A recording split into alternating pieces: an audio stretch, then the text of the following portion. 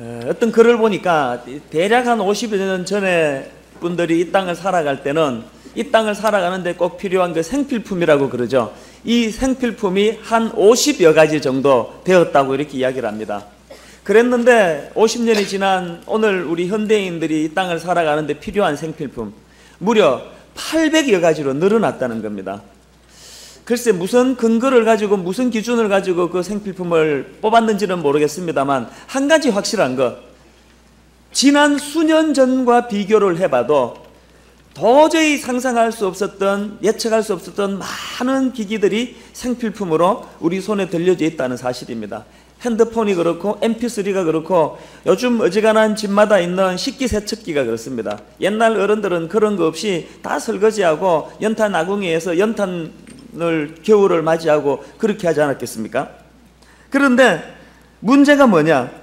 예전에 어른들은 이 생필품 50가지 정도를 가지고도 참 넉넉하게 여유있게 그렇게 살아가신 것 같았는데 요즘 우리를 가만히 보면은 무려 800가지로 표현되는 이 생필품을 가지고도 더 많은 걸 가지지 못해서 더 편리한 걸 누리지 못해서 늘 아쉬워하고 또 만족하지 못하는 그런 안달하는 생활을 하고 있지 않는가 그런 생각을 해보게 되는 것입니다. 저는 신앙생활하는 저와 여러분들이 이 800가지를 갖추고도 만족함이 없어 불평하는 존재가 아니라 50여 가지밖에 손에 들려지지 않았지만 그것을 가지고 풍족하게 감사하고 감격하고 또 누리면서 그렇게 사는 성도들이 되시면 좋겠다는 것입니다. 이 자족하는 마음, 이 자족하는 마음이 신앙생활에 얼마나 중요한 요소인지 모르겠습니다. 디모데전서 6장 6절에 보니까 그러나 지족하는 마음이 있으면 경건이 큰 이익이 되느니라. 우리 1년을 되돌아보면서 내게 이 경건의 유익이 되는 이미 하나님 내게 주신 여러 가지 것들을 자족하는 마음이 있는지 그리고 그것이 감사로 연결이 되고 있는지를 점검하는 시간이 있었으면 좋겠습니다.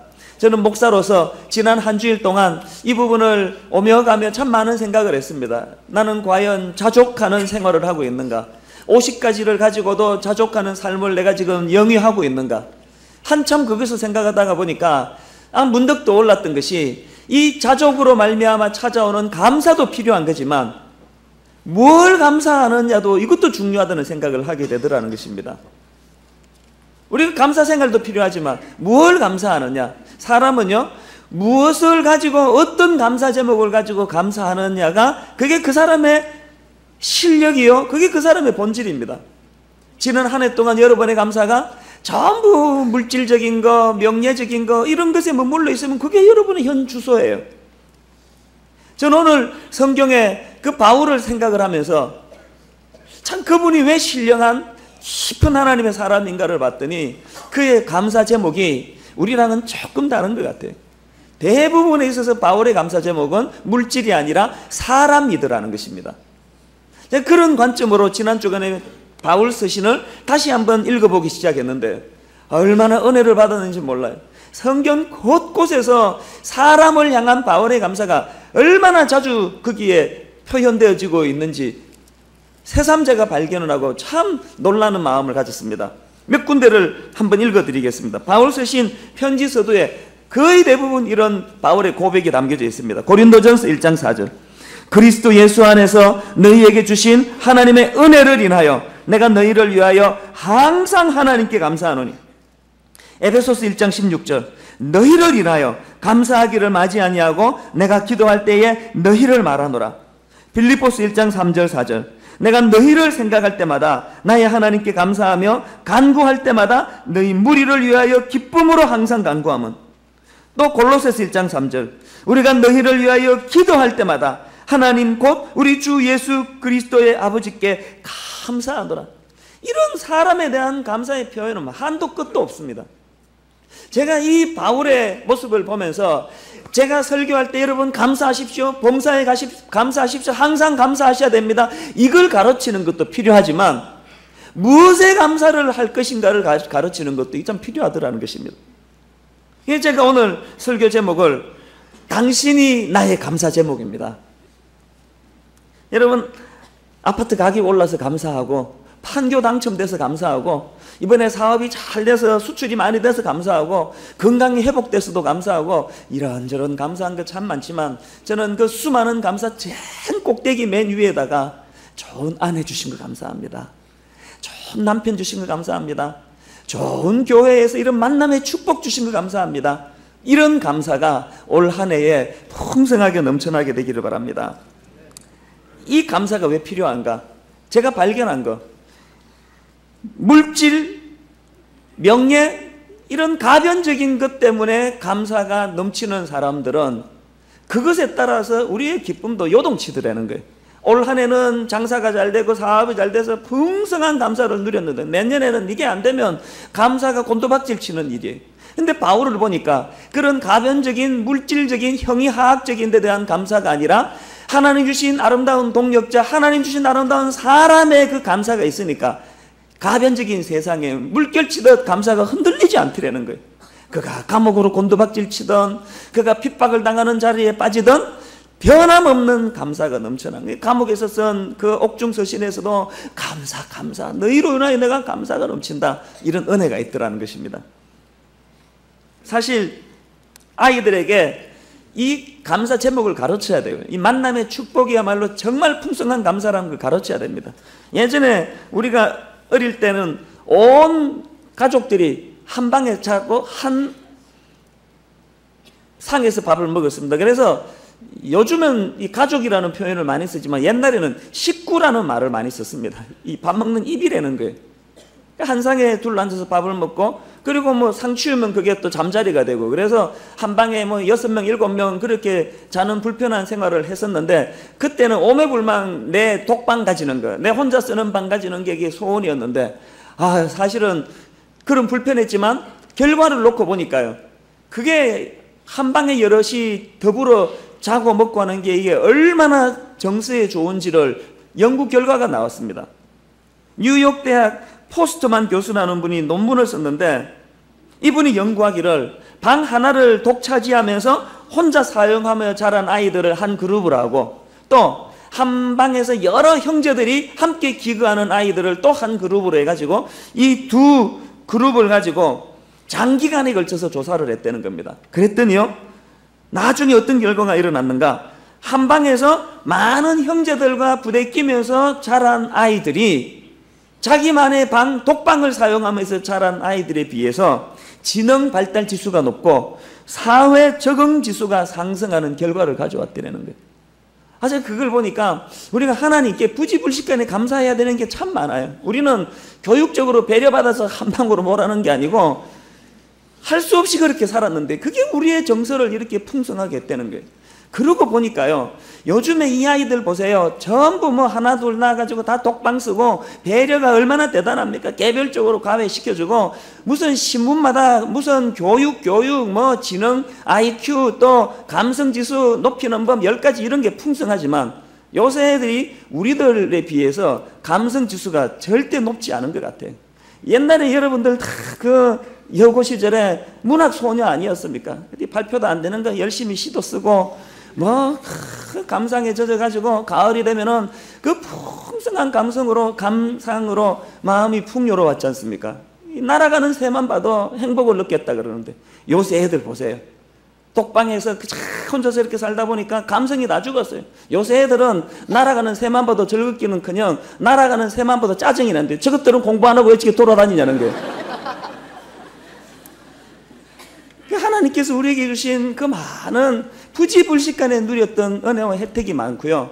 그리고 한 방에서 저는 식구라는 말을 참 좋아합니다. 가족이라는 표현도 참 좋지만 같은 밥을 먹으며 식탁을 나누는 이런 가족들이 함께 사랑을 나누는 것, 이것이 얼마나 풍요한가를 아이들에게 가르쳐야 돼요. 저는 가급적이면 한 끼라도 전부 한 상에서 밥을 먹는 그런 시간을 좀 가지고 싶은데 이게 참 잘 안 되는 것이 현실입니다.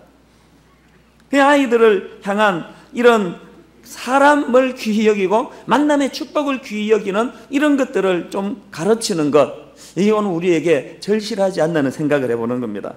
제가 몇 주 전에 새생명 축제 때 우리가 소풍길 같은 그런 인생이 되자고 설교를 하지 않았습니까? 그 이후로 제가 습관이 생겼는 게 운전을 하고 어디를 가든 어디 신방을 가든 마음으로 가끔씩 그런 독백을 합니다.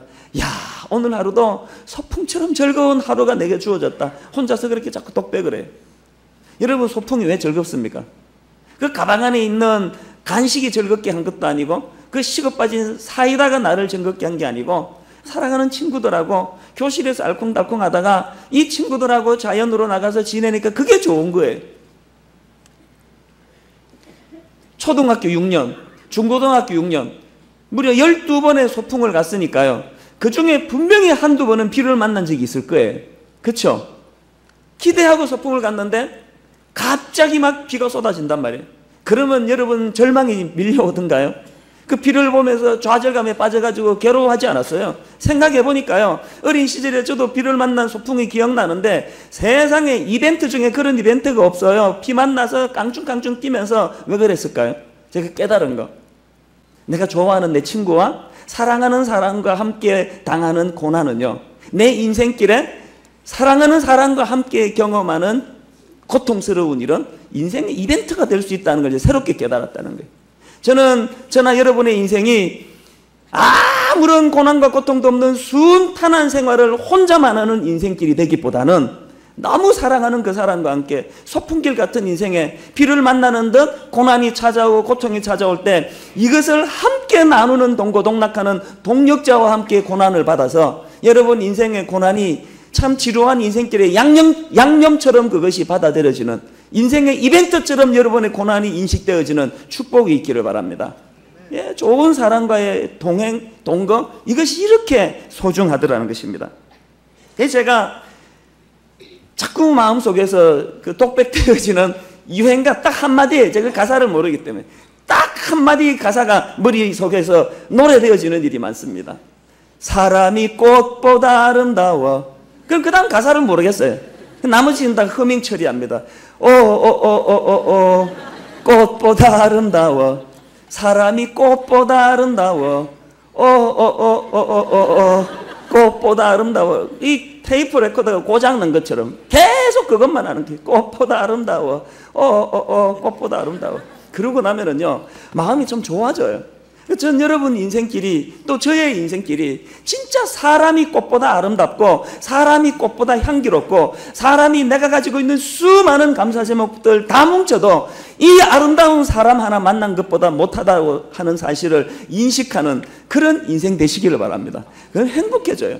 기쁨이 넘쳐요.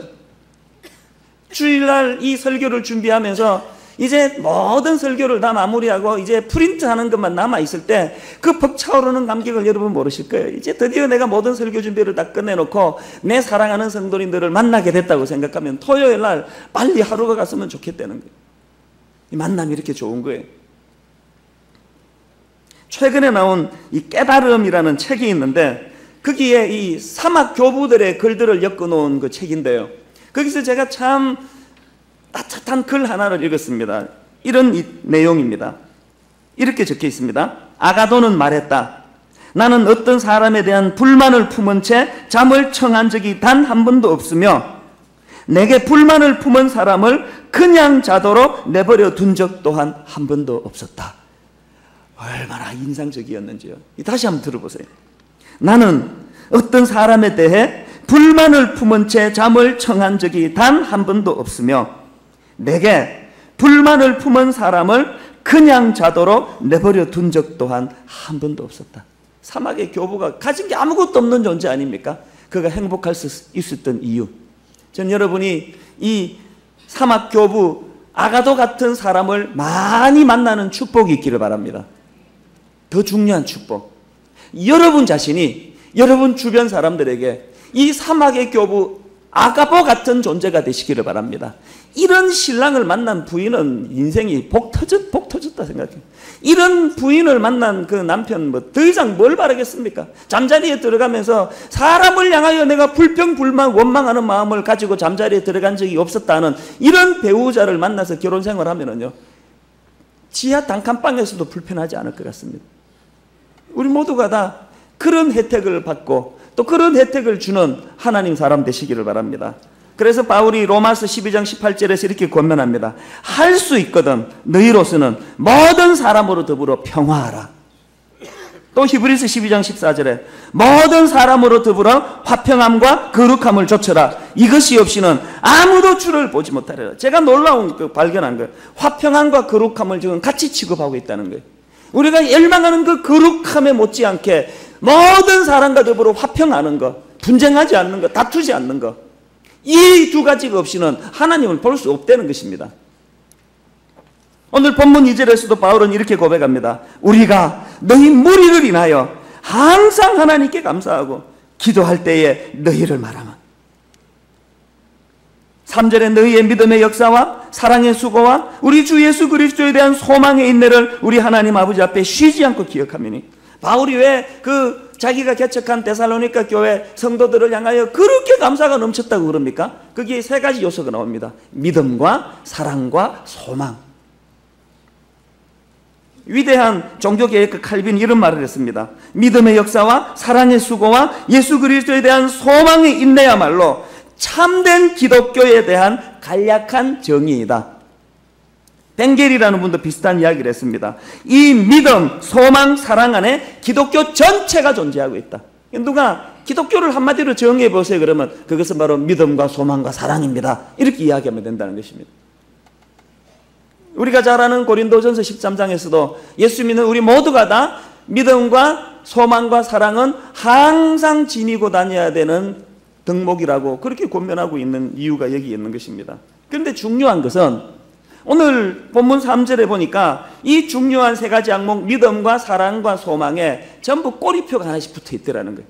이 믿음, 소망, 사랑을 제대로 구현하기 위해서 이 전제 조건 세 가지가 같이 따라 붙어 있더라는 것입니다.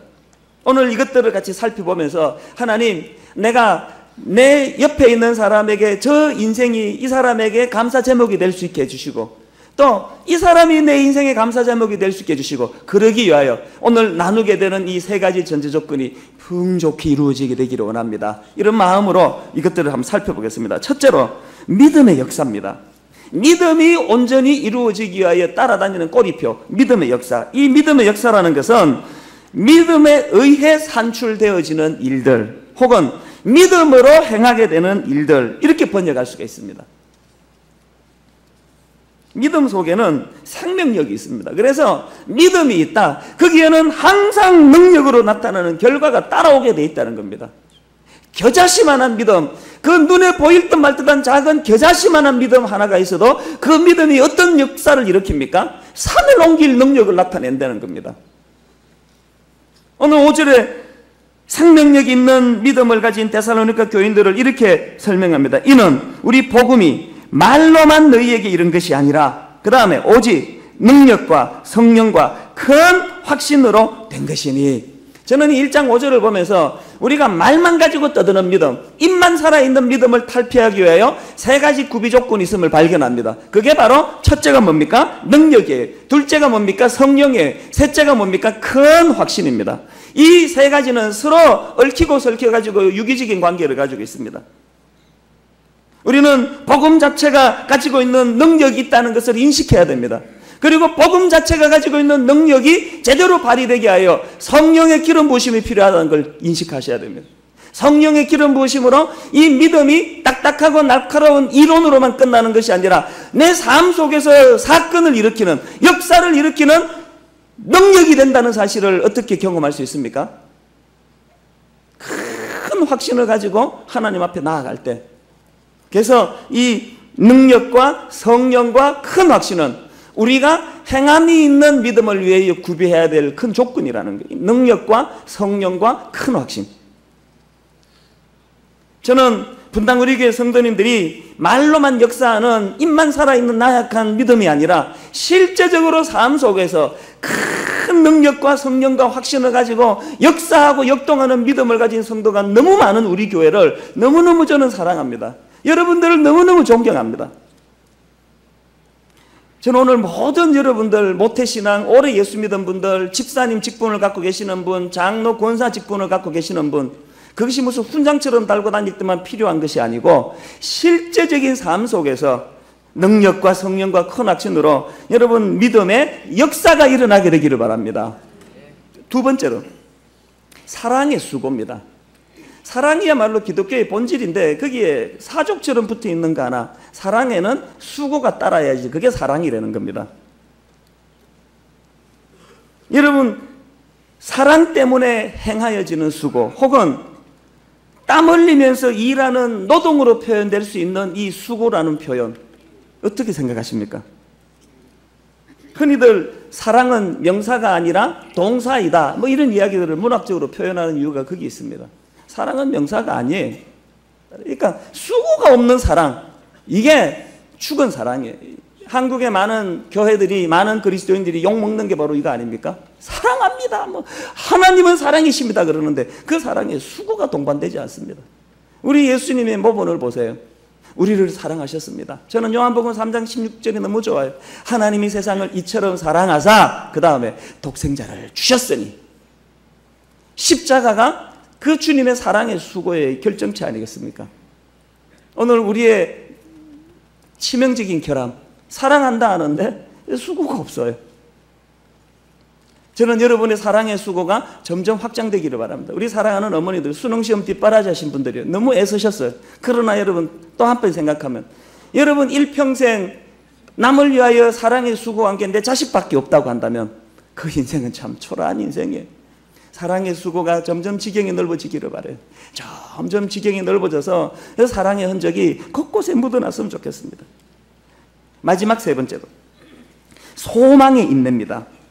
여기서 소망의 인내라는 것은 소망 때문에 행하여지는 수고 혹은 소망에 근거한 인내, 이런 뜻을 가지고 번역할 수가 있습니다.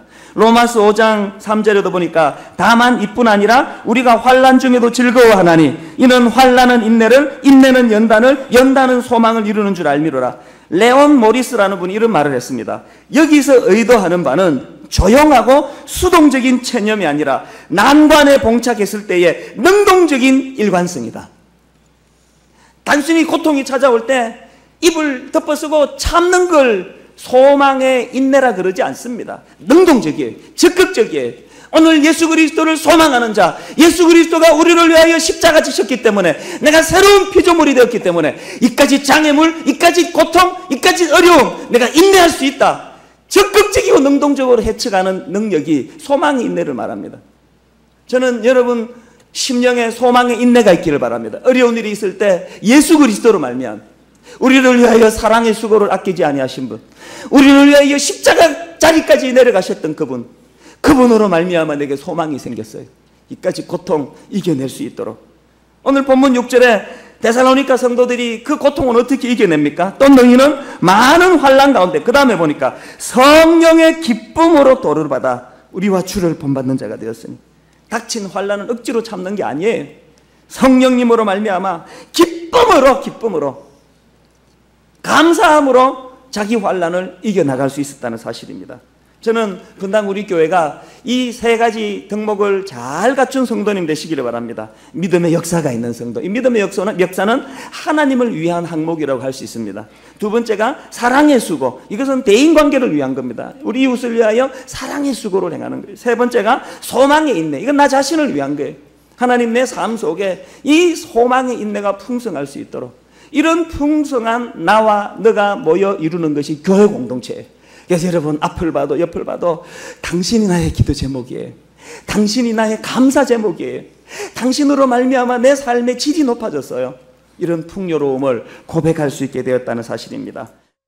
이 많은 성도님들을 모시고 그 목회하는 입장에서 하루가 멀다 하고 또 이 가지 많은 나무에서 바람 잘 날 없다고 하루가 멀다 하고 이런 아픈 소식, 저런 눈물 나는 이야기들이 전해지는 이런 삶을 제가 살다가 보니까 문득문득 제 머릿속에 떠오르는 그 성경 구절이 하나 있는데 바로 시편 90편 10절 말씀입니다.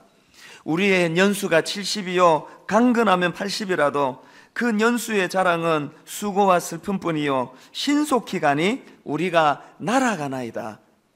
쉬운 성경으로 이 번역된 것을 보니까 이렇게 번역합니다. 우리의 수명은 70년, 힘이 있으면 80년이지만 인생은 고생과 슬픔으로 가득 차 있습니다. 날아가듯 인생은 빨리 지나갑니다. 그야말로 여기 나오는 인생은 고생과 슬픔으로 가득 차 있습니다라는 이 말씀이 얼마나 절실히 와닿는지 모르겠습니다. 그러고 보니까 제가 자꾸 나이가 들어가면서 제 마음에 점점 그 가득 차지는 것이 인생에 대한 연민의 정입니다. 모두가 불쌍해요. 부한 분들은 부해서 어려움이 있고, 경제적으로 어려운 분들은 경제적으로 어려워서 또 아픔이 있고, 건강한 분들이라고 해서 또 마냥 행복한 것 같지가 않고, 몸을 상하신 분은 뭐 말할 것도 없고요. 그런 맥락에서 저는 순탄하게 일이 잘 풀려서 감사하시는 분들에게도 참 목회적인 기도가 나오지만, 또 어떤 아픈 소식을 가지고 눈물이 그렁그렁하면서 찾아오는 분들, 예배가 마치고 1부와 2부 사이에, 2부와 3부 사이에 그 짧은 한 30분 40분 시간에 저에게 찾아오는 분이 줄을 서서 기다립니다. 하나같이 아픈 사연이고 눈물 나는 이야기고 가슴이 그런 참 찢어지는 그런 사연을 가지고 그 눈물을 흘리면서 저를 찾아와 기도를 부탁합니다. 그래서 참 하나님께 기도합니다. 하나님, 이런 터널을 지나가고 광야를 지나가는 분들에게 하나님의 은혜가 임하게 되기를 원합니다. 우리 교회에서 신앙생활하는 모든 분들에게 그런 하나님의 은혜가 있기를 바랍니다. 아마도 오늘 본문을 기록한 그 모세가 바로 이런 심정을 가지고 그렇게 기록하지 않았을까 생각해 봅니다. 이 신명기서는 배경이 광야입니다. 모세가 광야 생활 중에 있는 출애굽 2세대들을 향해서 하나님의 말씀을 다시 잘 해석해서 설교한 것을 모아놓은 것이 신명기입니다. 그 중에서 오늘 본문 신명기 8장에 보니까 왜 이 고난의 광야가 필요했는지, 이 고난의 광야에서는 무엇을 생각하고 무엇을 묵상하고 또 어떻게 이 고난의 광야를 보내야 하는지 그런 것들을 담고 있습니다. 사실 그 당시 그 광야의 길을 지나가는 이스라엘 백성들은 상상할 수 없는 아픔과 연단과 고난의 과정을 겪었습니다. 그들이 겪고 있는 이 광야 생활이라는 것은 수시로 위험이 존재하는, 뱀과 전갈이 언제 튀어나올지 모르는 것, 그리고 밤에 자려고 누우면은 저 멀리서 그 사나운 그 들짐승 소리가 위협적으로 들려지는 곳, 그런데도 방패할 것이 없는 것이 그게 광야 아닙니까? 낮에는 타는 목마름과 무더위로 견딜 수가 없고, 그런가 하면은 밤에는 갑자기 기온이 뚝 떨어져 가지고 또 견딜 수 없는 추위와 또 싸워야 되는 게 그게 광야입니다.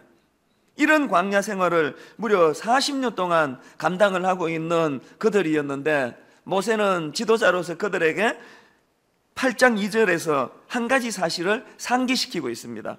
내 하나님 여호와께서 이 40년 동안에 내게 광야길을 걷게 하신 것을 기억하라. 이게 얼마나 중요한 메시지인지 모릅니다. 오늘 여러분이 겪는 아픔이 있다면, 여러분이 겪는 어떤 눈물 나는 일이 있다면, 이거는 하나님이 여러분에게 허락하신 일이라는 거예요. 그러면 하나님은 왜 이스라엘 백성들로 하여금 그 고난의 광야길로 내모시는가? 이거는 동전의 양면처럼 두 가지 이유가 있는데요. 하나는 그들이 광야길에서 죽을 고생하는 것은 바로 징계적 측면이 있다는 거예요. 그들은 지금 징계를 받고 있는 거예요. 하나님이 향한 불신앙으로 인해 가지고. 오늘 본문 8장 5절에도 보니까 너는 사람이 그 아들을 징계함 같이 내 하나님 여호와께서 너를 징계하시는 줄 마음에 생각하고. 사실 여러분, 아담의 범죄 이후에 생겨난 것이 광야입니다. 에덴 동산에서는 광야가 없었습니다. 오늘 우리 인간의 범죄함으로 말미암아 로마서 8장에 보면은 우리 인간뿐만이 아니고 모든 사물이 다 지금 고통 가운데 있다고 이야기합니다. 그래서 오늘 우리가 당하는 아픔이 있고 어려움이 있고 광야가 있다면 우리는 하나님 앞에서 내가 어떤 문제로 하나님께 징계를 받을 수밖에 없는지를 돌아보고 점검해야 한다는 거예요. 그런가 하면 두 번째로 동전의 양면처럼 이 훈련적 측면이 있다는 겁니다. 이 광야란 것이. 방금 말씀드린 5절에 나오는 이 징계함 같이 할 때 이 징계하다라는 단어는 원어로 보면은 훈련하다, 잘못을 깨닫게 하다, 강력히 충고하다, 이런 뜻을 가지고 있는 야샤르라는 단어예요. 그러니까 하나님이 오늘도 우리를 광야로 내모시는 것은 우리가 과거에 범죄한 그걸 가지고 하나님이 분노하셔서 거기서 망해버려라, 그래서 광야로 내모시는 게 아니에요. 이게 동전의 양면처럼 우리 인간의 범죄함으로 하나님에 대한 불신앙으로 내가 내 인생을 영위해 보겠다고 내가 내 주먹을 신뢰하면서 그렇게 의기투합해서 나아가면은 하나님은 그런 우리를 쳐서 꺾어서 광야로 내몰아 눈물 없이는 끊을 수 없는 연단의 과정을 거치지만 거기서 우리를 망하게 하시려는 게 아니에요. 야샤르, 교육하다, 훈련하다, 깨닫게 하다, 잘못을 깨닫게 해서 되돌리게 하다. 하나님이 우리에게 주시는 이 시험은 우리를 망하게 하려는 게 아닙니다. 사단은 우리에게 주는 시험이 있는데 그건 템테이션이에요. 그건 망하게 하려는 거예요. 우리 하나님은 오늘도 우리가 과거에 우리가 범한 범죄함으로 인한 고난이고 연단이고 광야지만 하나님은 거기서 우리가 더 적합한 하나님의 백성이 되게 하시려고. 그래서 오늘 본문 3절에도 보니까 너를 낮추시고 너를 줄이게 하시며 또 너도 알지 못하며 내 조상들도 알지 못하던 만나를 내게 먹이신 것은, 그 다음 보십시오. 사람이 떡으로만 사는 것이 아니요 여호와의 입에서 나오는 모든 말씀으로 사는 줄을 내가 어떻게 해요? 알게 하려 하십니다. 여러분, 기왕 피할 수 없는 게 인생길의 고난이고 연단이고 광야라면 그 많은 고난을 겪으면서도 이 중요한 교훈을 얻지 못해서 헛고생하는 그런 무지한 인생이 되지 않으시기를 바랍니다. 하나님의 이 깊은 뜻을 깨닫고 발견하는 순간 광야는 더 이상 고통이 아니에요. 오늘 저는 우리가 나그네 인생길 광야길에서 8장 2절의 말씀처럼 내 하나님 여호와께서 이 40년 동안에 내게 광야길을 걷게 하신 것을 기억하라. 이거는 무슨 뜻입니까? 오늘도 내가 범죄함으로, 내가 하나님을 신뢰하지 못함으로, 내가 내 주먹을 너무 의지함으로 오늘도 하나님이 내게 징계하고 계신다면 내가 여기서 무슨 교훈을 얻어 하나님 앞으로 다시 순전한 하나님의 사람으로 성숙해질 것인가? 광야에서 기억하고 생각해야 될 핵심이라는 것입니다. 사실 그러고 보면은요, 하나님의 사람들은 예외 없이 하나님께서 고난의 광야를 다 통과시킵니다. 오늘 여러분 가운데 난 한 번도 광야길을 통과한 적이 없다, 곧 오실 거예요. 금방 옵니다. 너무 많이 기다리지는 마세요. 반드시 옵니다. 이 광야길이 없는 인생이란 것은 아무도 이 세상에 존재하지 않습니다. 예를 들면은 예수님께서 이제 드디어 30년간의 그 사적인 생활을 끝내시고 공생애가 시작되는데 제일 첫 번째 관문이 세례를 받으셨습니다. 그리고는 이제 힘있게 사역을 펼쳐야 되는데 마가복음 1장 12절에 보니까 성령이 곧 예수를 어디로? 광야로 몰아내신지라. 이 굉장히 격한 표현 아닙니까? 예수 그리스도께서 공적인 생애를 시작하시기 전에 놀라운 하나님의 아들로서의 사역을 시작하기 전에 거쳐야 되는 코스가 광야였다. 거기서 40일 동안 끔찍한 사단의 시험을 통과하셔야 되는 그 과정을 본을 보여주심으로 오늘 우리에게도 교훈을 주시는 거예요. 엘리야도 마찬가지예요. 엘리야는요, 열왕기상 17장 1절에서 주인공다운 멋진 선포를 합니다. 길르앗에 우거하는 자 중에 디셉 사람 엘리야가 아합에게 말하되 내가 섬기는 이스라엘의 하나님 여호와께서 살아계심을 두고 맹세하노니 내 말이 없으면 수년 동안 비도 이슬도 있지 아니하리라 하니라. 드디어 엘리야가 그 악한 독재자 아합왕에게 도전장을 던지며 역사의 전면에 나섰습니다. 영화로 치면 이게 지금 클라이막스예요. 그렇게 이제 그냥 멋지게 폼을 잡고 있는데 하나님께서 세상에 상상할 수 없는 일을 하세요. 바로 그 다음에 엘리야를 광야로 내모십니다. 2절부터 보세요. 여호와의 말씀이 엘리야에게 임하여 이르시되 너는 여기서 떠나 동쪽으로 가서 요단 앞 그리 시냇가에 숨고 그 시냇물을 마시라. 내가 까마귀들에게 명령하여 거기서 너를 먹이게 하리라. 여러분, 이게 지금 체면이 이게 뭐가 되겠습니까? 그렇게 그냥 멋있게 이제 역사의 전면에 나서서 독재자에게 이제 전쟁을 선포하고 내가 너에게 이제 정면으로 도전장을 던진다 그러고는 없어져 버린 거예요. 엘리야가 어디 갔냐는 거예요. 이야, 그거 완전히 허풍쟁이였구나. 큰 소리 치고 그런 거냐, 어디 도망가 숨어버렸다는 거예요. 하나님께서는 엘리야로 하여금 역사의 전면에 나서서 악한 독재자 아합 왕과 일전을 펼치기 전에 그를 상상할 수 없는 광야로 내모세요. 그리고 까마귀 먹이로 연명하게 하시고 나중에는 그나마 말라버려가지고 시냇물이 말라버려가지고 이번에는요, 세상에 그 가난한 과부 먹을 게 없어서 한 움큼 그 가루를 가지고 한 끼 아들하고 먹고는, 그거 먹고는 인생을 끝내려고 하는 그 과부집에 가가지고 내게 먹을 걸 좀 달라고. 여러분, 이런 영웅의 모습을 상상할 수 있습니까?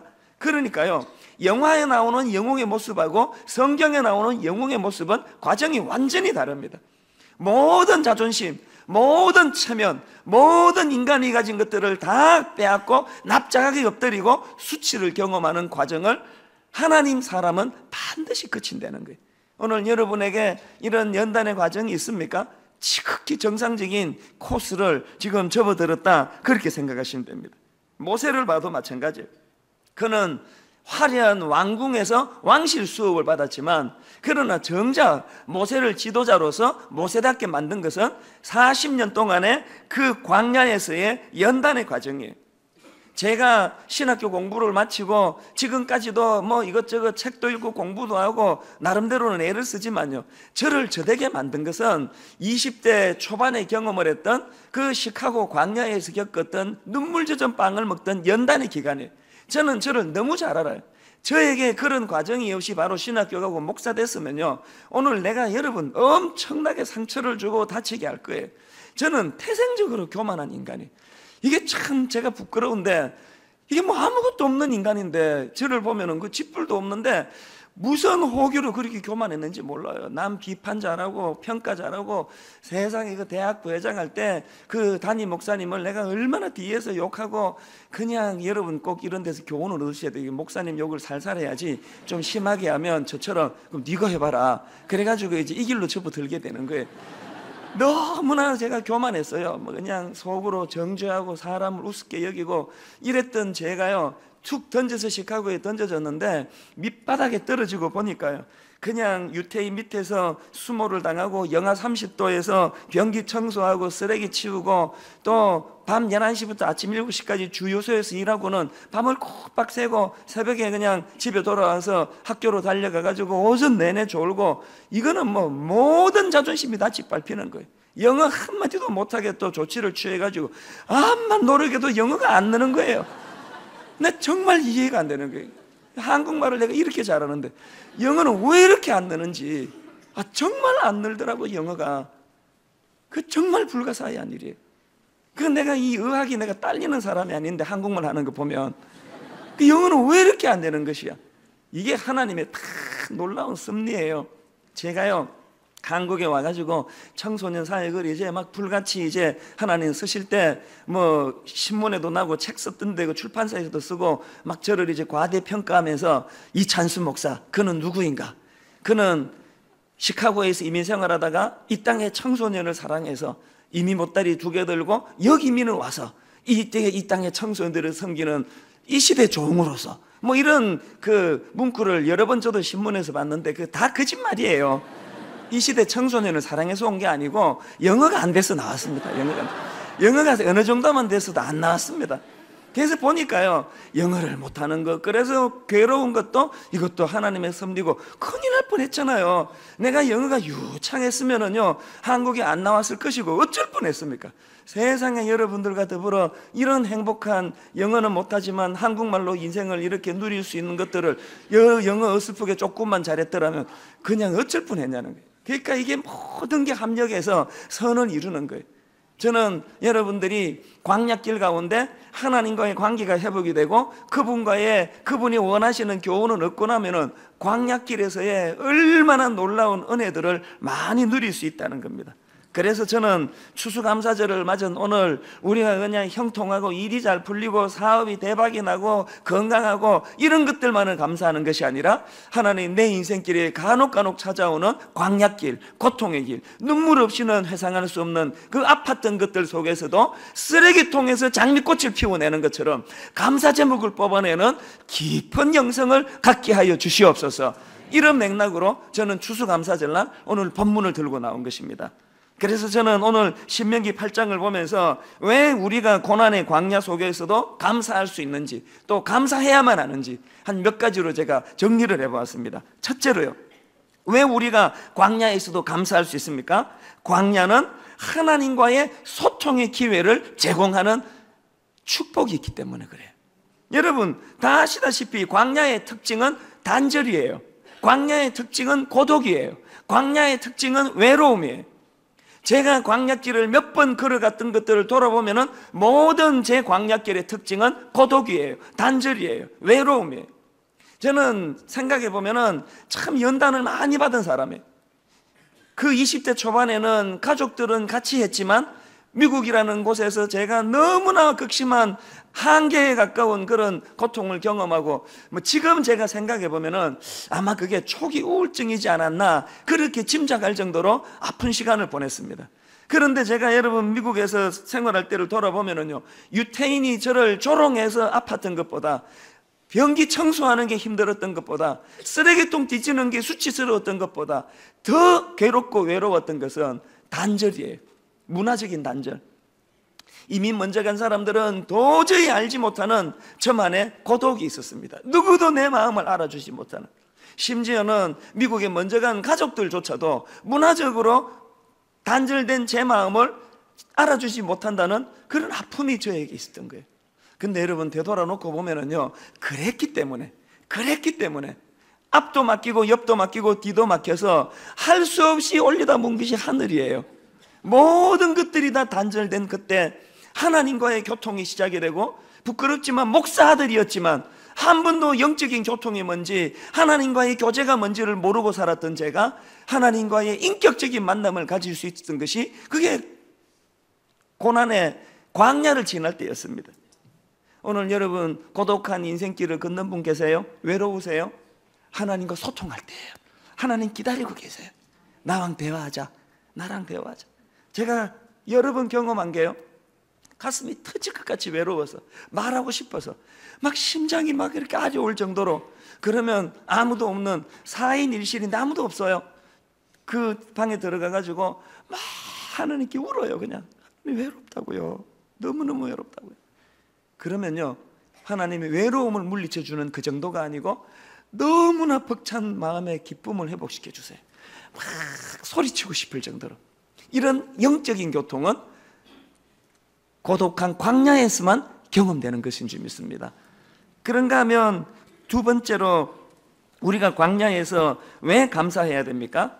광야에서만 얻을 수 있는 하나님의 특별한 공급이 있기 때문입니다. 3절을 보세요. 너를 낮추시고 너를 줄이게 하시며, 또 너도 알지 못하며 내 조상들도 알지 못하던 만나를 내게 먹이신 것은. 여기 보니까 고난의 광야를 3가지로 특징을 말하는데, 하나는 너를 낮추시며, 여러분 고난은 자존심 상하는 곳이에요. 자존심 다 죽는 게 광야예요. 여러분 광야는 모든 내 자존심이 다 꺾여 납작 엎드려지는 곳이에요. 그런가 하면 그 다음에 너를 줄이게 하시며, 광야는 결핍의 상징이에요. 광야는 이것저것 다 없어지고, 제가 미국에서 고생할 때 가장 경제적으로 어려웠을 때 내 마지막 통장 남은 돈이 20불. 내가 그때를 잊지를 못해요. 이것저것 다 구입하고 나니까 딱 20불 남더라고요. 직장은 여전히 구해지지 않아요. 3일 만에 쫓겨나요. 내 20불 손에 들고 마음이 쓰라렸던 기억이 내게 있기 때문에, 오늘도 우리 교회 안에 경제적으로 어려움을 겪는 성도들을 보면은 마음이 아픈 거예요. 왜? 그걸 내가 겪었기 때문에, 그게 얼마나 쓰라리다는 걸 알기 때문에. 근데 여러분, 오늘 본문에 보면 광야의 특징이 그렇게 하고 끝나지 않습니다. 놀라운 또로 시작하는 한 가지 더 광야의 특징이 있는데, 그게 뭐냐 하니까, 또 너로 알지 못하며 내 조상들도 알지 못하던 만나를 내게 먹이신 것은. 광야는요, 비참하게 꼬꾸라지고 낮아지고 결핍으로 가슴 저리는 아픔만 있는 곳이 아니라 하나님의 특별한 영적인 공급, 하나님의 초월성을 배우는 곳이 광야인 줄 압니다. 경험해본 사람만 아는 거예요. 요셉이요, 세상에 강간 미수범이라는 억울한 누명을 쓰고 감옥에 처박히고 그냥 절망적인 생활을 할 것 같은데, 우울증 걸려 죽을 것 같은데, 성경은 자꾸 요셉이 형통한 사람이라는, 요셉이 형통한 사람이라는. 그리고 참 신기한 것은 이상하게 감옥에서 요셉에게 상처에 온 적이 없어요. 이게 너무나 이상하다 했는데, 제가 묵상하다 깨달은 게 뭔지 아십니까?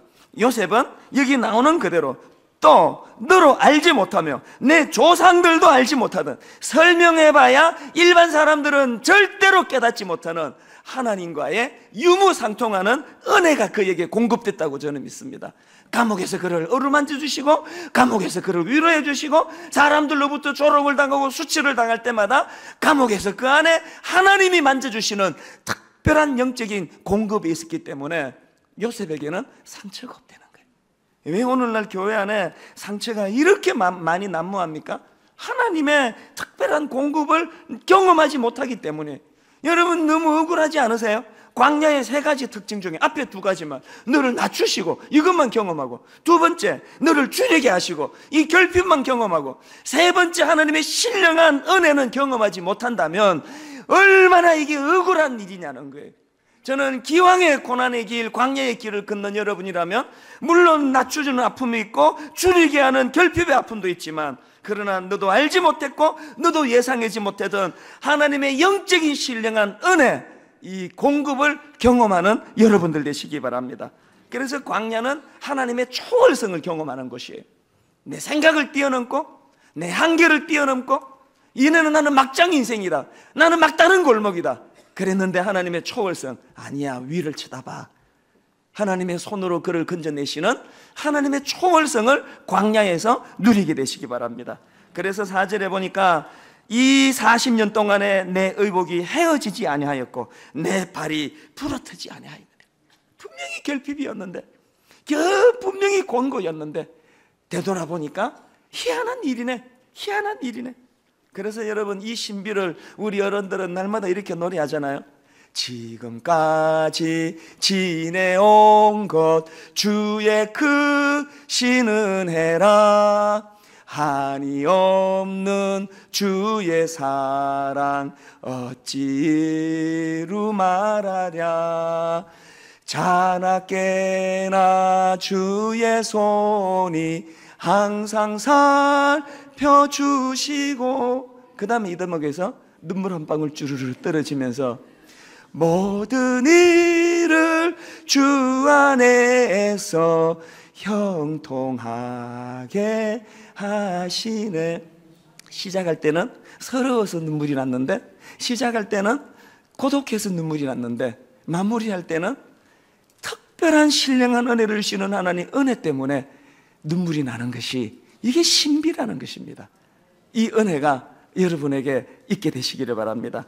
그런가 하면 세 번째로, 어떻게 광야에서 감사할 수 있습니까? 광야에서는요, 온전히 주님만 의지하는 태도를 배울 수 있기 때문에 그렇습니다. 3절을 다시 보십시오. 너를 낮추시고 너를 줄이게 하시며 또 너도 알지 못하면 내 조상들도 알지 못하던 만나를 내게 먹이신 것은 왜 그러냐? 사람이 떡으로만 사는 것이 아니요 여호와의 입에서 나오는 모든 말씀으로 사는 줄을 네가 알도록 깨닫게 하려고 한다는 거예요. 여러분, 하나님만 온전히 의지하지 못해서 만난 것이 광야라면 반드시 수업해야 되는 것, 비싼 학비를 치르고 온전히 하나님 의지하는, 하나님의 방식으로 살아가는, 떡으로 살아가는 인생이 아니라 하나님 의지하며 사는 인생이 되게 하여 주시옵소서. 이것을 우리가 얻어내야 된다는 거예요. 그런가 하면 마지막 네 번째로, 왜 광야에서 감사할 수 있습니까? 반드시 다시 회복시켜 주실 하나님에 대한 믿음이 있기 때문이에요. 7절에 내 하나님 여호와께서 너를 아름다운 땅에 이르게 하시리니. 비록 이스라엘 백성들이 지금 자기들의 범죄함으로 광야에서 고난을 당하고 있지만 그들 그렇게 끝나지 않습니다. 회개하고 하나님 앞에 연단을 다 거쳐서 이제 그들은 적과 꿀이 흐르는 가나안이 목표예요. 그들의 목표는 광야에서 잘 지내는 거 아니에요. 그들의 목표는 가나안이에요. 우리도 마찬가지예요. 여러분, 23살 때 내가 시카고 유태인 밑에서 수모를 당하고 살고 쓰레기통 뒤질 때 이런 아름다운 사역자가 될 줄은 아무도 몰랐고 저도 몰랐습니다. 이때 미리 영안을 열고 꿈을 꾸는 게 믿음이에요. 하나님, 나 이대로 망하지 않죠? 하나님, 이대로 나 무너지지 않죠? 다시 이렇게 세워주실 거죠? 하나님 방식이 터득되고 나면은 하나님, 내가 깨닫지 못했던 아름다운 은혜의 길로 이끌어 주실 거죠? 20대 때 상상을 하지 못했던 저의 30대, 저의 40대, 저의 50대. 저는요, 어떨 때는요, 세월이 너무 빨라서 아프기도 하지만 어떨 때는 나 빨리 60대가 되고 싶어요. 60대 때 얼마나 아름답게 변화가 되어 있을지, 70대 얼마나 다듬어진 내가 하나님 앞에 쓰임받고 있을지, 이런 꿈을 꾸는 것이 믿음인 줄로 믿습니다. 결론을 맺으려고 합니다. 누구나 예외 없이 만나는 게 광야길이에요. 추수감사절날 얄팍한 감사, 그냥 뭐 떡 주신 거 감사, 뭐 월급 올려주신 거 감사, 얄팍한 감사가 아니라 고난의 광야에서도 쓰레기통에서 장미꽃을 피우듯 감사거리를 찾아낼 줄 아는 저와 여러분 되시기를 바랍니다. 뿐만 아니라 추수감사절에는 나보다 더 어려운 이웃에게 고개를 돌리는 때예요. 오늘도 이 감사절날 눈물 짓고 있는 이웃은 없는지, 오늘 감사절날 광야에서 제가 총신대 기숙사에서 눈물을 지었던 것처럼 그런 고독한 사람이 없나, 그분들을 되돌아보며 함께 손을 잡아주는 날이 감사절이어야 되는 줄로 믿습니다. 오늘은 추수감사주일입니다. 하루 온종일 지난 한 해 동안 보살펴 주시고 인도해 주셨던 그 하나님의 은혜가 많이 떠올라지는 그런 시간 되시기를 바랍니다.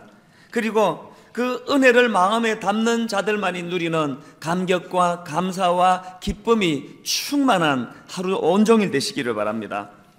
저는 이 추수감사절을 맞은 오늘 성경의 한 인물을 여러분에게 소개해 드리려고 합니다. 머비보셋이라는 사람입니다. 이 사람은 사울 왕의 손자입니다. 그리고 요나단의 아들입니다. 그러니까 왕손입니다. 가만히 내버려뒀으면 이스라엘의 3대 왕이 될 뻔한 사람이었는데, 근데 그가 5살이던 때에 인생이 완전히 몰락하는 절망적인 사건을 경험합니다. 이웃에 있던 블레셋이 공격을 했는데, 그 블레셋과의 전쟁 중에서 자기 할아버지 사울과 아버지 요나단과 또 두 삼촌이 그 길보아 전투에서 비참하게 목숨을 잃어버립니다. 너무 다급해져 가지고 그 유모가 이 5살짜리 머비보셋을 데리고 산속으로, 왕손이니까 뭐 표적 1호 아니겠습니까? 너무나 황급히 도망가다가 그 과정에서 그 유모가 떨어뜨려 가지고 두 다리가 부러지는데, 그 후유증으로 두 발을 쩔뚝거리는 중증 장애인이 됩니다. 하루아침에 인생이 몰락하는 비극을 경험하는데, 그 어린 나이에 부모의 사랑을 받으며 자라야 될 그 나이에 불구의 몸이 돼가지고 깊은 산속에서 20-30년 그렇게 숨어 지내다 보니까, 우리 사극 같은 거 보시면 알지만 뭐 쿠데타로 새로 정변을 일으켜가지고 정권을 잡은 왕이면은 반드시 그 이전의 왕가를 다, 일족을 다 멸망시키지 않습니까? 후한을 없애기 위해서. 더군다나 새로 등극한 왕이 누굽니까? 다윗입니다. 할아버지 사울에게 철천지 원수 같은 존재예요. 그러니까 그 유모가 이 머비보셋을 키우면서 날마다 주의를 당부했던 게 뭘까요? 우리 신분이 노출되면 우리는 죽은 목숨이라는 거예요. 이름도 바꾸어요. 이 머비보셋의 신세를 한번 생각해 보세요. 부모 없이 불구의 몸으로 살아가는 것도 이건 참 비극적인 일인데, 언제 자기 목숨을 해하려는 사람이 누가 밀고를 할지 모르니까 그 마음에 어떻게 정상적인 그런 건강한 자아를 가지고 살 수 있겠습니까? 그 마음에는 늘 피해의식이 가득하고 좌절감이 엄습하고 분노가 생기고 열등감으로 똘똘 뭉쳐있는 그런 사람이 됐을 것입니다. 오늘 본문 9장 8절에 보면 그 내면의 상처가 그대로 드러납니다. 그가 절하여 이르되 이 종이 무엇이기에 왕께서 죽은 개 같은 나를 돌아보시나이까. 다윗이 수소문해가지고 그를 자기 앞으로 데려오라 그러니까 그가 다윗 앞에 가자마자 던졌던 말이 이거예요. 개 같은 나, 개 같은. 머비보셋은 자기를 어떻게 인식합니까? 죽은 개 같은 존재라는 거예요. 이렇게 스스로를 인식하는 사람에게 무슨 희망이 있겠습니까? 호흡이 붙어 있으니까 살아가는 거지, 하루하루를 그냥 연명하면서 늘 마음에 그 상하고 찢겨진 마음으로 똘똘 뭉친 사람이 머비보셋이었던 걸 알 수가 있습니다.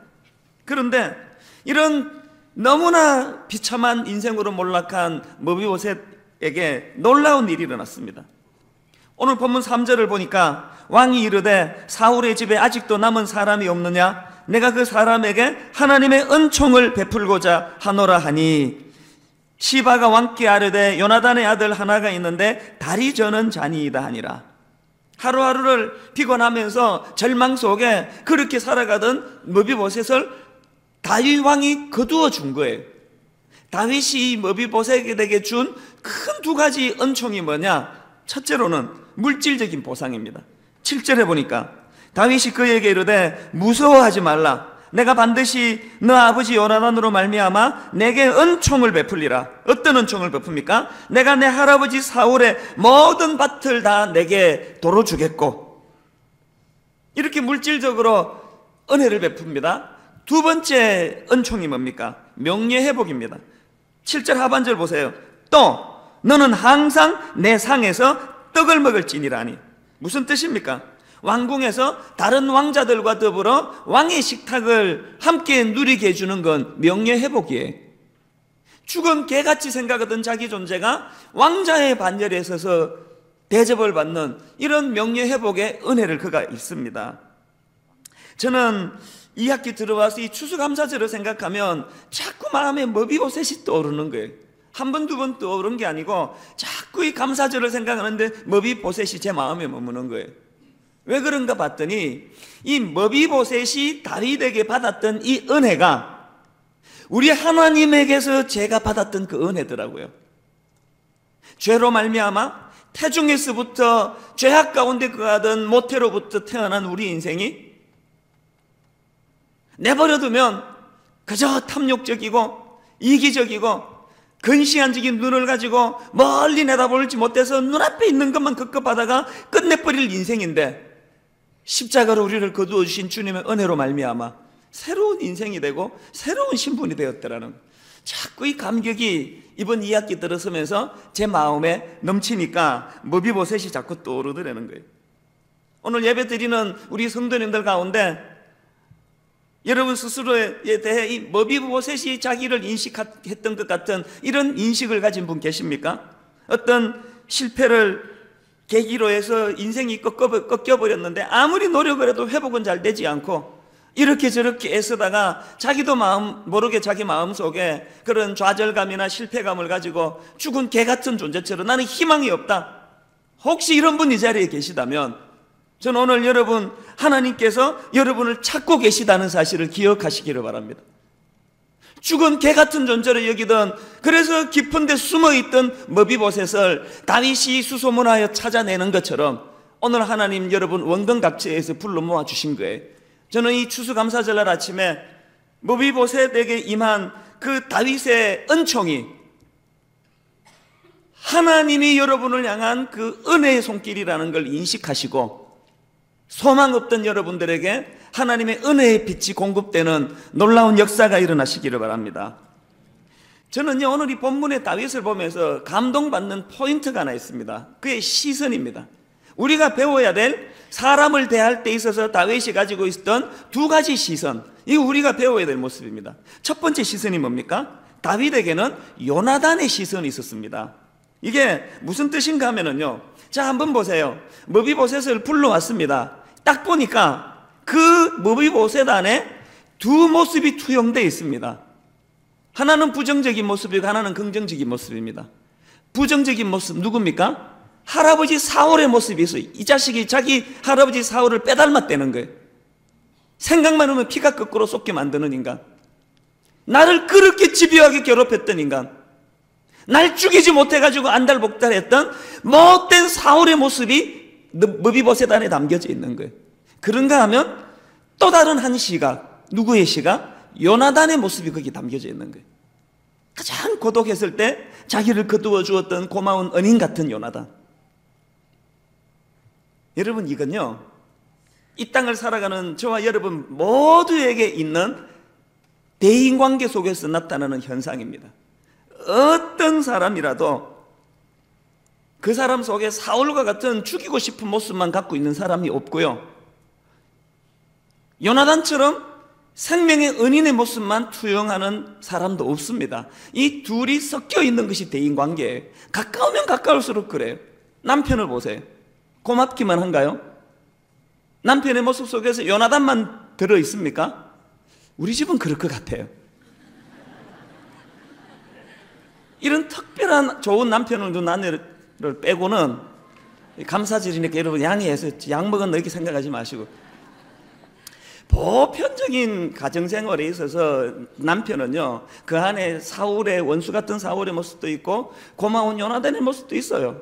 가만히 생각해 보면 세상에 내 보호자 되고 내게 고마운 일을 해준 분이 남편이지만, 또 다른 각도로 보면 내게 이렇게 상처를 많이 준 남자는 세상에 없습니다. 어느 남자가 그런 상처를 그 정도 줬습니까? 반대도 마찬가지 아닙니까? 고부간에 갈등 그러는데 시부모와 며느리와의 관계도 똑같아. 나한테 상처 주고 내게 아픔을 줬던 그 기억들을 다 떠올리라 그러면 책이 한 권 나와요.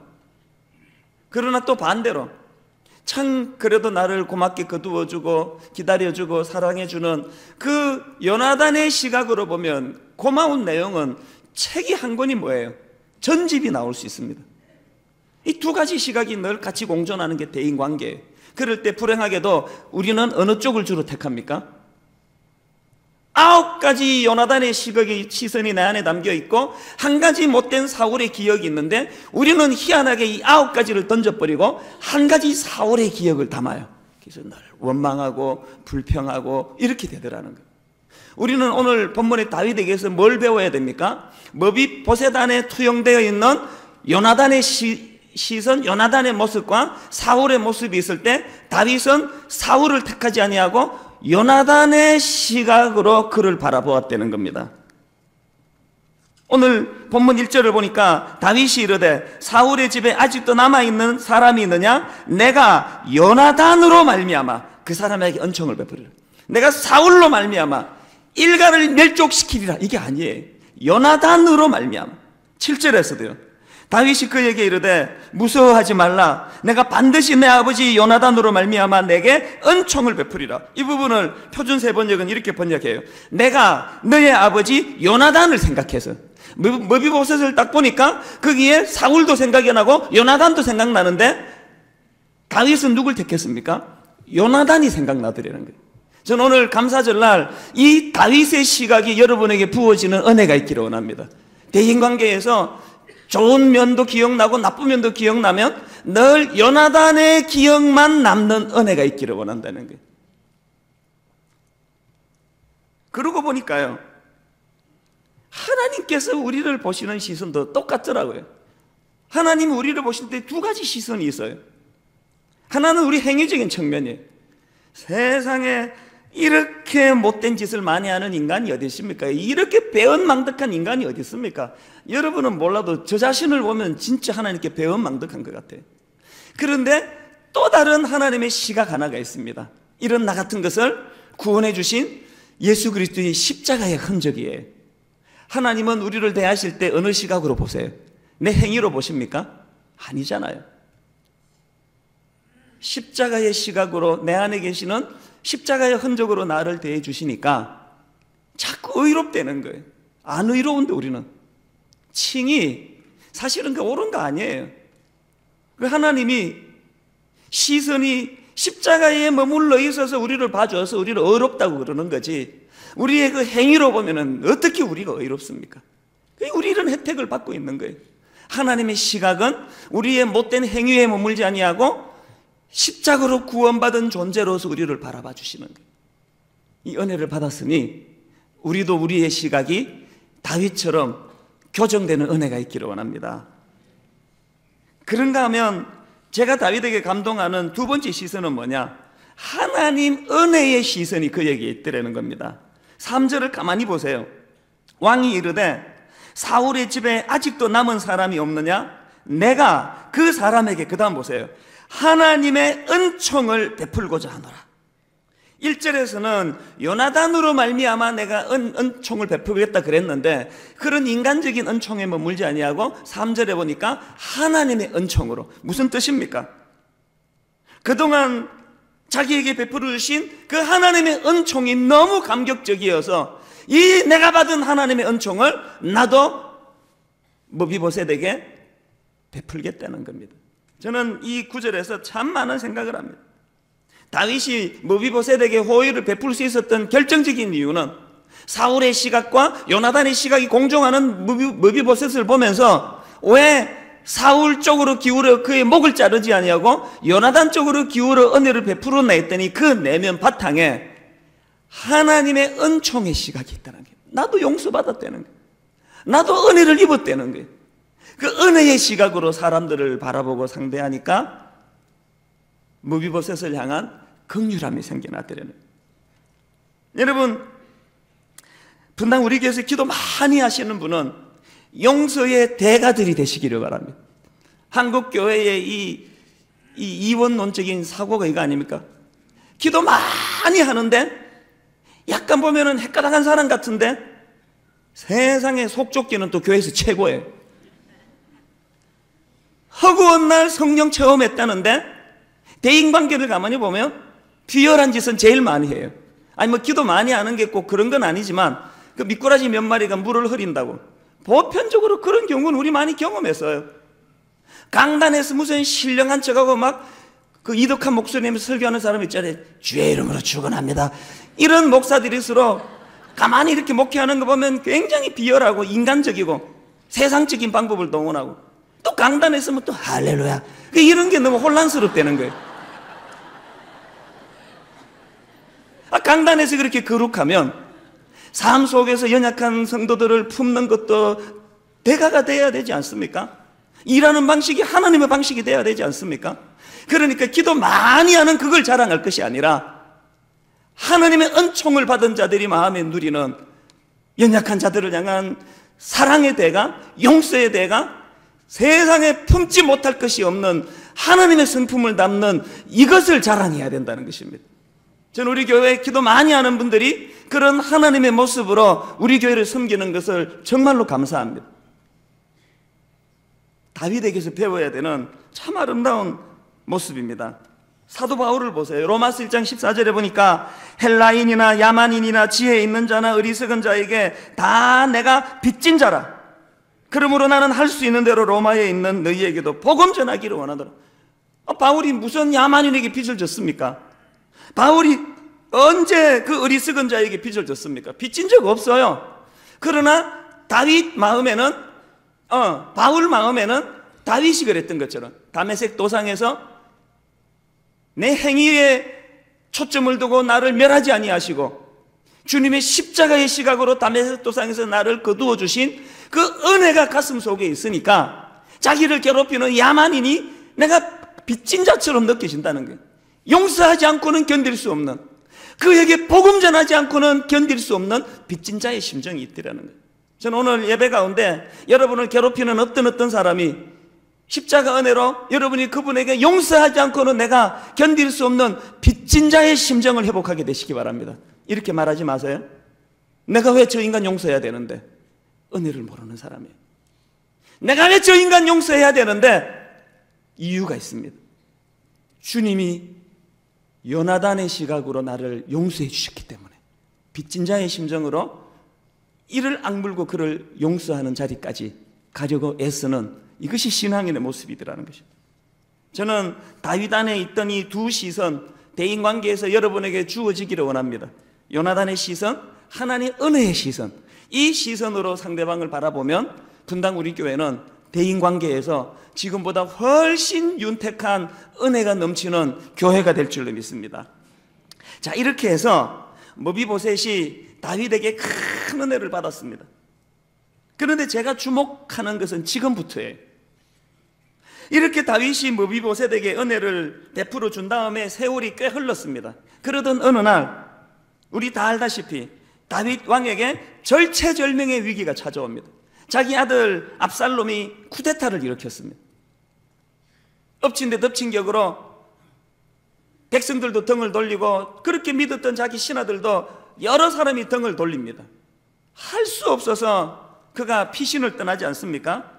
예루살렘을 떠나 피신을 가는데 당연히 그 과정에서 무비보셋도 나도 왕과 동고동락해야지 해야지 그렇게 준비를 하는데 비극이 일어났습니다. 이 사바라고 하는 그 종이 계략을 꾸며가지고 다윗을 오해하게 만듭니다. 시바라는 종이. 이름도 이상해요. 사무엘하 16장 3절에 보니까 왕이 이르되 내 주인의 아들이 어디 있느냐 하니 시바가 왕께 아뢰되 예루살렘에 있는데 그가 말하기를 이스라엘 족속이 오늘 내 아버지의 나라를 내게 돌리리라 하나이다 하는지라. 다윗에게 이것보다 더 충격적인 말이 어디 있습니까? 그렇게 은혜를 베풀어줬는데 자기가 지금 쿠데타를 당해가지고 정권을 놓칠 상황이 됐더니 머비보셋이 이제야 내가 정권을 되찾을 날이 왔다고 그러고 있다는 거예요. 평상시 같으면 불러서 자초지종 알아보고 뭐 조사를 할 텐데 자기가 지금 뭐 너무나 다급한 상황이니까 그 자리에서 좀 졸속으로 처분을 내립니다. 4절에 보니까 왕이 시바에게 이르되 머비보셋에게 있는 것이 다 내 것이라. 뭐예요? 그 못된 놈 재산을 몰수하라는 거예요. 그래가지고 머비보셋이 왕이 피난 가는데 따라가지도 못했습니다. 머비보셋 입장에서는 너무나 어이없고 또 이런 황당한 말을 믿고 이렇게 졸속으로 처리하는 다윗에게 굉장한 상처를 받는 상황이에요. 그런데 머비보셋의 태도를 보세요. 이제 쿠데타가 진압이 되고 다시 다윗이 예루살렘으로 돌아오고 나니까 머비보셋이 뭐라고 말하는가? 사무엘하 19장 24절. 사울의 손자 머비보셋이 내려와 왕을 맞으니 그는 왕이 떠난 날부터 평안히 돌아오는 날까지 그의 발을 맵시 내지 아니하며 그의 수염을 깎지 아니하며 옷을 빨지 아니하였더라. 쉽게 말해가지고 내 이 어린인 다윗 왕이 저렇게 고생하고 있는데 어떻게 나만 편하게 발 뻗고 누워 자겠냐는 거예요. 수염도 안 깎고 옷도 안 갈아입고. 더 감동적인 건 그 다음이에요. 머비보셋이 이제 그런 태도를 취하니까 다윗이 혼란스러운 거예요. 이 사람 얘기를 들어보면은 이게 아주 배은망덕한 놈인데 이게 또 태도를 보니까 또 이게 혼란스러워요. 그러니까 어정쩡하게 판결을 내립니다. 29절에 왕이 그에게 이르되 너가 어찌하여 또 내 일을 말하느냐? 내가 이르노니 너는 시바와 밭을 나누라 하니. 어정쩡하게 판결했어요. 그랬더니 30절에서 놀라운 이야기를 합니다. 머비보셋이 왕께 아뢰되 내 주 왕께서 평안히 왕궁에 돌아오시게 되었으니 그로 그 전부를 차지하게 하옵소서 하니라. 자기를 섭섭하게 대했던 다윗에 대한 상처가 신기하리 많지 없어요. 왕만 건강히 돌아왔으면 나 이 물질 연연하지 않는다. 처음부터 없었던 거 아닙니까? 개 같은 나를 거두어준 고마운 왕이신데 이까지 재산이 뭐가 중요하냐는 거예요. 저는요 이 본문을 묵상하면서 이 머비보셋과 다윗에게서 공통점을 하나 찾습니다. 제 용어를 하나 만들었습니다. 은혜의 선순환. 감동이 없는데 이제 얼마나 이게 좋은 말인지 알게 될 거예요. 이 은혜의 선순환. 자 보세요. 이 19장에서의 머비보셋을 가만히 한번 보세요. 이 머비보셋에게도 역시 다윗이 자기를 볼 때 두 갈래 시각을 가지고 봤던 것처럼 머비보셋도 똑같은 상황이 주어졌습니다. 죽은 개 같은 자기를 구해준 사무엘하 9장에서의 고마운 다윗의 모습하고 19장에서 알지도 못하면서 오해해가지고 자기를 재산을 몰수하고 옆에 두지 않고 내쳤던 너무너무 상처를 준 다윗하고 두 시선이 머비보셋 앞에 있는데 머비보셋은 어느 쪽을 택합니까? 9장에서 죽은 개 같은 자기를 거두어줬던 고마운 다윗의 모습을 택한다는 거예요. 그래서 제가 은혜의 선순환이라는 용어를 만들어 본 거예요. 은혜는 선순환을 합니다. 하나님의 은혜를 받으면 그 은혜가 선순환으로 흘러가요. 저는 이번 추수감사절을 맞이해서 저는 감사와 관련해서 여러분에게 세 가지 권면의 말씀을 드리고 싶습니다.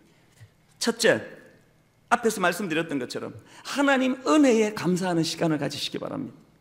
우리가 아직 연약할 때, 우리가 아직 죄인 되었을 때 십자가로 우리를 구원해 주셨던 그 하나님, 그 하나님의 은혜가 내 심령의 밑바탕색을 이룰 때에 우리도 두 가지 시각으로 다가오는 어떤 사람에게 사울의 모습과 요나단의 모습으로 다가오는 어떤 사람에게 요나단의 마음으로 품는 은혜가 주어지게 된다는 사실입니다. 두 번째로 주변 고마운 사람들에게 감사하는 여러분 되시기를 바랍니다. 저는 이번 추수감사절에 여러분이 인간미 없이 뭐 하나님께만 영광을 돌린다 이런 인간미 없는 성도가 아니라 주변에 고마운 사람을 자꾸 발굴하고 그분께 감사를 표하는 여러분 되시기 바랍니다. 그래서 여러분 이번에 선물을 작년에도 이 선물을 드렸지만요, 우표까지 준비를 다 했습니다. 편지 봉투까지 써서 넣기만 하면 됩니다. 시중에 이런 친절한 교회가 쉽지 않습니다. 꼭 여러분 고마운 어떤 대상을 정해서, 저에게는 뭐 이사장님일 수 있고 그 집사님일 수 있고 뭐 여러분 모두에게 편지를 드리고 싶은, 지금도 쓰지는 마세요. 마지막 세 번째로, 나의 머비보셋은 누구인지 돌아보는 시간을 가지시기 바랍니다. 우리에게 은혜를 베푼 그 사람만 생각할 것이 아니라 누군가 오늘도 내게 머비보셋과 같은 존재가 없는지를 돌아보시기 바랍니다. 내가 받은 그 은혜를 나도 누군가에게 대갚아드리는 그런 은혜의 선순환이 저와 여러분 삶 속에서 끊임없이 일어나는 축복이 있기를 주님 이름으로 축원합니다.